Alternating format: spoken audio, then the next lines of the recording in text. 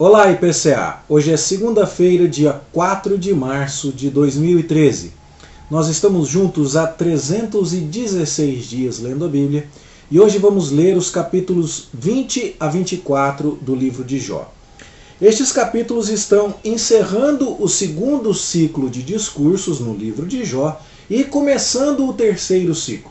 Depois que Jó perdeu os bens e ficou doente, e lamentou a sua situação em silêncio por uma semana, depois falou amaldiçoando o dia em que nasceu, pedindo para morrer, perguntando-se por que não morreu ao nascer, diante de tanto sofrimento, começaram os discursos dos três amigos que vieram visitá-lo, Elifaz, Bildade e Zofar. Cada um deles falava e Jó respondia, e assim se terminou um primeiro ciclo em que um falou e Jó respondeu, e assim foram os três. Depois começou-se um segundo ciclo e no capítulo 20, que começamos a ler hoje, nós estamos no finalzinho do segundo ciclo, quando o terceiro amigo, Zofar, vai falar então pela segunda vez. Jó, quando falou respondendo ao amigo número 2, Bildade, pela segunda vez, aqui no capítulo 19, no verso 21 pediu que os seus amigos tivessem compaixão dele, porque, na verdade, os amigos só o acusavam e o perseguiam, como diz o verso 22. E Jó então fez um contraste bonito entre os amigos que o perseguiam e o acusavam, e aquele a quem ele invocava, que ele classifica aqui como o seu redentor, no verso 25, que intercederia por ele diante de Deus, fazendo menção aqui, ainda que de maneira muito incipiente, à pessoa e ao ministério do Senhor Jesus Cristo. Agora vem Zofar, depois desta acusação de Jó contra os seus amigos, falar pela segunda vez. E no verso 3 do capítulo 20, Zofar diz: Eu ouvi a repreensão que me envergonha, mas o meu espírito me obriga a responder. E Zofar então vai dar uma nova palavra a Jó. O problema é que essa nova palavra não tem nada de novo. Veja no verso 5 do capítulo 20 que Zofar mais uma vez invoca o princípio da retribuição. O justo é abençoado, o injusto ou o ímpio é condenado, é castigado por Deus. Então, Jó, se você está sofrendo é porque você deve ser injusto e pronto, e acabou, e é só isso que tem para dizer. Veja no verso 5 do capítulo 20 que Zofar repete a mesma fórmula. O júbilo dos perversos é breve e a alegria dos ímpios é momentânea. Você teve um pouco de alegria, mas como você é ímpio, agora você está sofrendo. E essa é a acusação, mais uma vez, dirigida contra Jó. E é uma aplicação simplista daquele princípio no qual eles insistem como amigos num todo. Veja no verso 27. Os céus lhe manifestarão a sua iniquidade e a terra se levantará contra ele. Falando aqui do ímpio. Verso 29. Tal é da parte de Deus a sorte do homem perverso, tal a herança decretada por Deus. Termina então de falar o terceiro amigo, de nome Zofar, pela segunda vez. Então já foram 6 falas dos amigos e até agora o discurso não mudou. É sempre o princípio da retribuição. E Jó então fala pela 6ª vez aqui no capítulo 21. E ele pede aos amigos que o ouçam.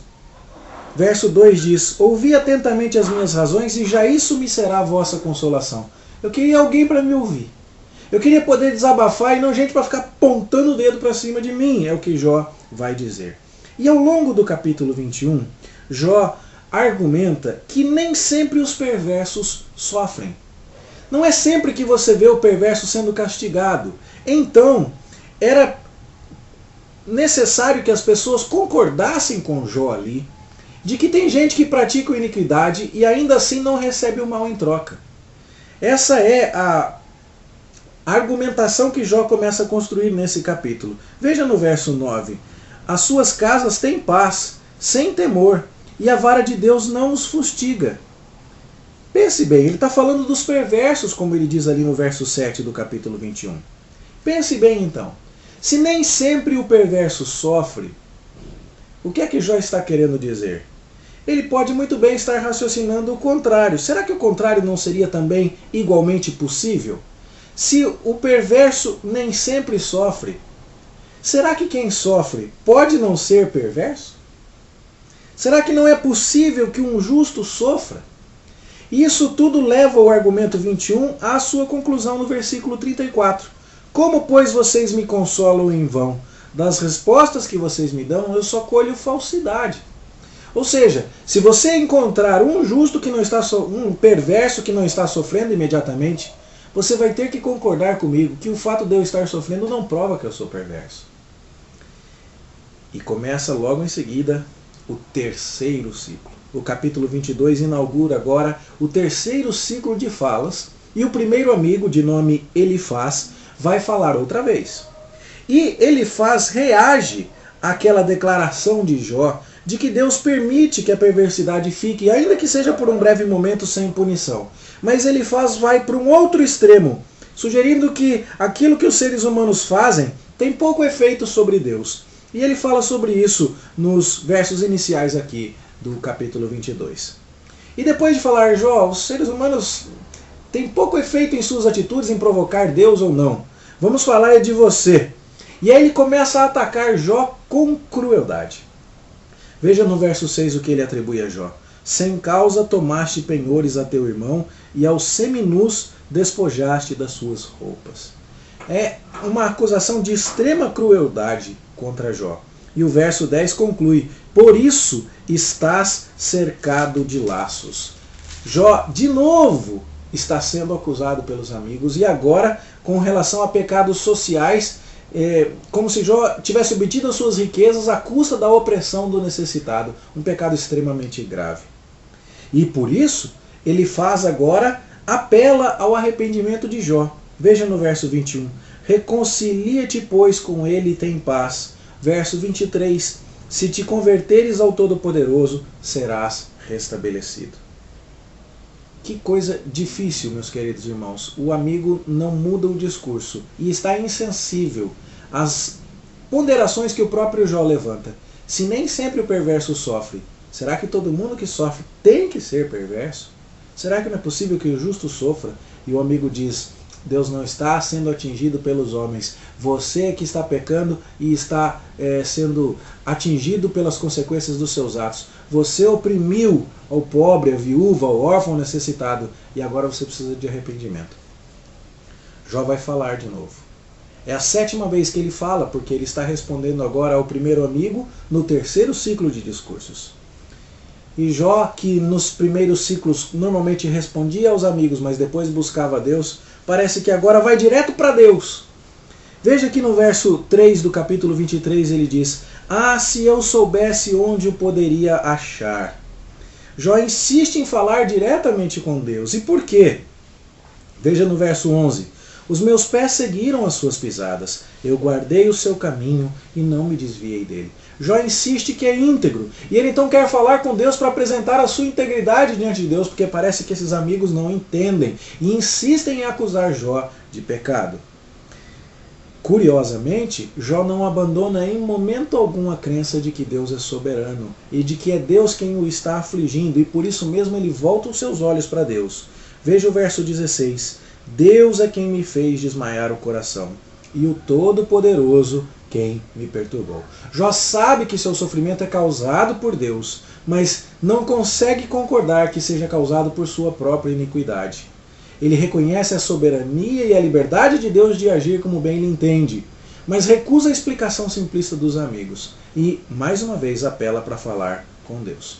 E enquanto está fazendo isso, há um excurso aqui no capítulo 24, onde Jó se pergunta por que Deus não aplica imediatamente a sua justiça sobre os ímpios? Por que Deus, diz o verso 1 do capítulo 24, por que o Todo-Poderoso não designa tempos de julgamento e por que os que o conhecem, não veem tais dias?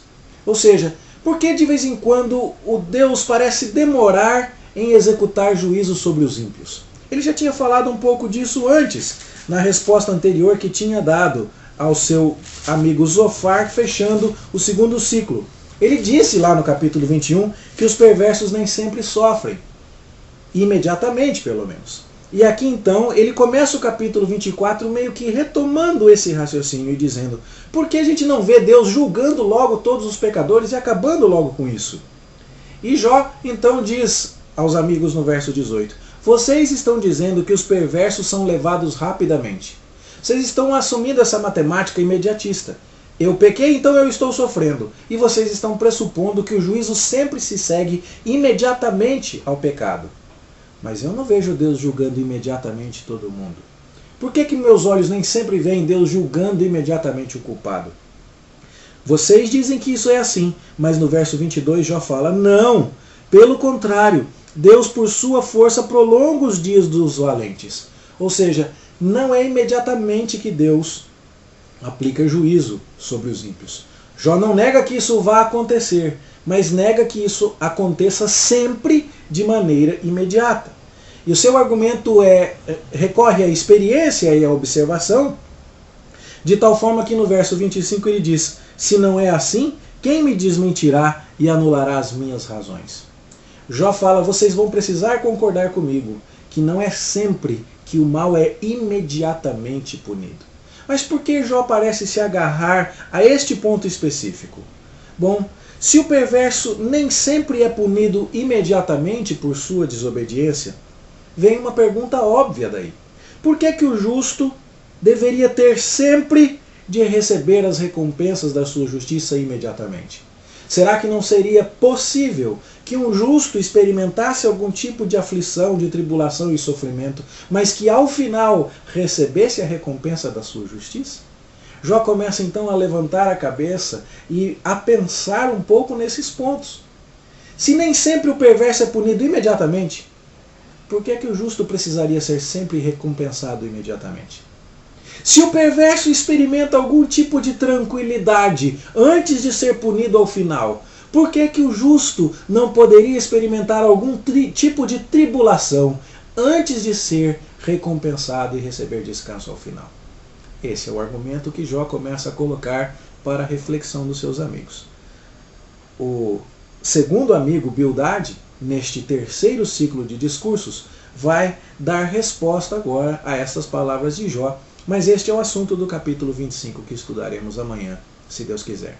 Espero que esta compreensão do livro de Jó abençoe a sua vida, que este raciocínio seja percebido ao longo destes capítulos que hoje lemos e que amanhã a gente se encontre aqui para estudar o restante desta história, se Deus assim nos permitir. Bom estudo, boa leitura para você e até lá, se Deus quiser.